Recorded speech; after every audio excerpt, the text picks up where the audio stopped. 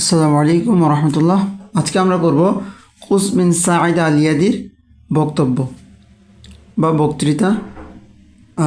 খুতবাতু কুস বিন সাঈদা আল ইয়াদি, কুস বিন সাঈদা আল ইয়াদির বক্তৃতা বা ভাষণ।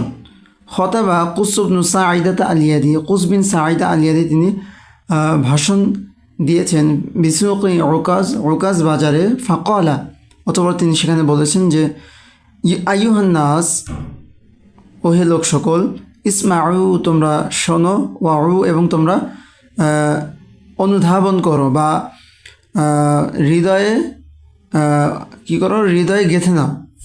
মানে আশা যে বেঁচে আছে, মাতা সে অবশ্যই কী করবে, মৃত্যুবরণ করবে। এখানে আমরা শর্ত থাকার কারণে মাজির সিগা হওয়া সত্ত্বেও আমরা মুজারের অর্থ নিতে পারি, সমস্যা নেই। মানে আশা মাতা দুইটাই অর্থ নেওয়া যাবে, যে বেঁচে আছে সে মৃত্যুবরণ করেছে, যে ওমান মাতা ফাতা, আর যে কি করে মৃত্যুবরণ করেছে ফাতা সে কি নিঃশেষ হয়ে গিয়েছে, ফৌত হয়ে গিয়েছে। অথবা আমরা আরও সুন্দরভাবে মুজারের অর্থ নিলে সুন্দর হয়, যে মানে আশা যে বেঁচে আছে, মাতা সে মৃত্যুবরণ করবে, ওমান মাতা, আর যে মৃত্যুবরণ করে ফাতা সে ফৌত হয়ে যায়, মানে কি নিঃশেষ হয়ে যায়, পৃথিবীতে তার কোনো স্মরণ থাকে না, বা নিজের পরিবারের পর্যন্ত কি মানুষ ভুলে যায়। যে ব্যক্তি মৃত্যুবরণ করে তাকে নিজের পরিবারও কী হয়, ভুলে যায়। সেটাই বলা হচ্ছে যে ফাতা, নিঃশেষ হয়ে যায়, তার কোনো ছিটে ফোটা গন্ধ পৃথিবীতে থাকে না। বা কুল্লু মা হুয়া, প্রত্যেক মা হুয়া যেটা আতিন আশার, আতিন সেটা আসবেই, প্রত্যেক যেটা আশা সেটা আসবেই, অর্থাৎ যেটা আসে সেটা আসবেই। লাইলুন দাজিন, যেমন অন্ধকার রাত্রি, এটা কি প্রতিদিনই আসে। ও নাহারুন সাজিন, নিস্তব্ধ দিন। ও সামা উন জাতু আবরজিন, এবং কক্ষপথ বিশিষ্ট আসমান।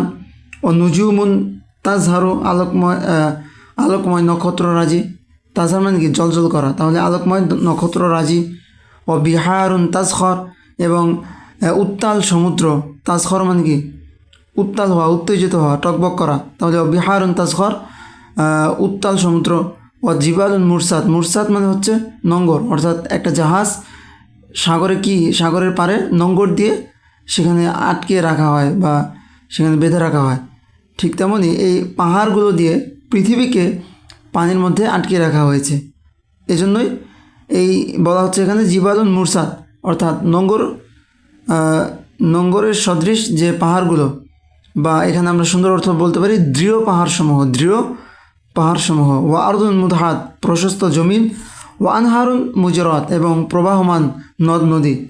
ইন্না ফিস সামাই লা খাবারন, নিশ্চয়ই আসমানের মধ্যে কী রয়েছে, খবরাখবর রয়েছে। ওয়া ইন্না ফিল আরদি লা ইবরান, এবং জমিনের মধ্যে রয়েছে কি শিক্ষণীয় বিষয়। মা বালুন নাস, মানুষের কি হলো, ইয়াযহাবুনা, তারা চলে যাচ্ছে, ওয়ালা ইয়ারজিউনা, কিন্তু তারা তো আর ফিরে আসছে না। অর্থাৎ এই যে মানুষকে কবরে রাখা হচ্ছে, তারা তো আর সেখান থেকে ফিরে আসছে না।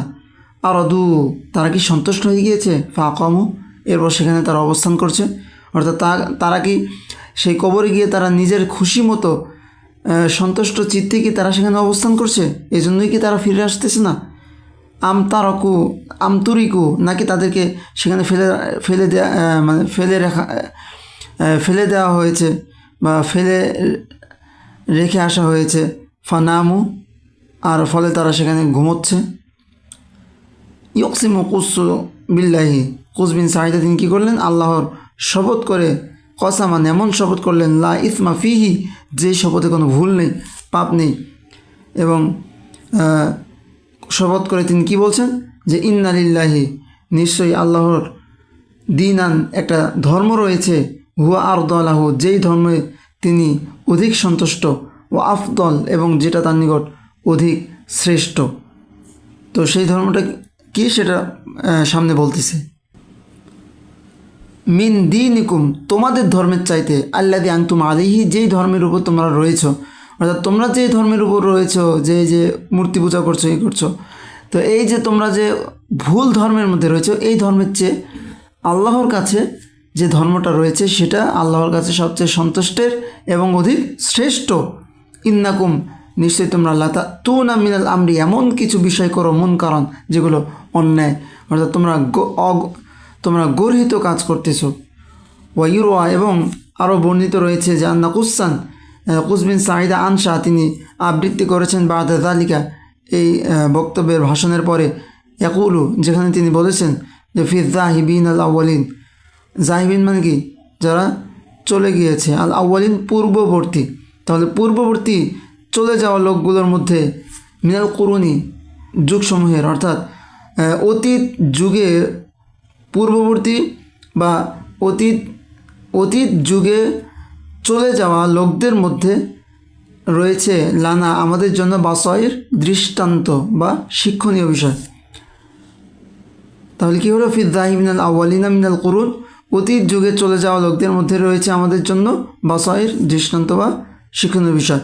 লাম্মা যখন রাআইতু আমি দেখলাম মাওয়ারিদান ঘাঁটি লিল মাউতি মৃত্যুর, যখন আমি মৃত্যুর ঘাঁটির দিকে দেখলাম তখন আমি দেখলাম যে লাইসা লাহা এই মৃত্যুর ঘাঁটির নেই মাসাদির কোনো উৎস বা কোনো বের হয়ে আসার কোনো পথ আমি সেখানে দেখলাম না। রাআইতু আর আমি দেখলাম কওমি আমার কওমকে আমার স্বগোত্রকে নাহওয়াহা সেই দিকে যেতে, আমার নিজের গোত্রের লোকেরাও কি সেই মৃত্যুর ঘাটির দিকে যেতে দেখলাম।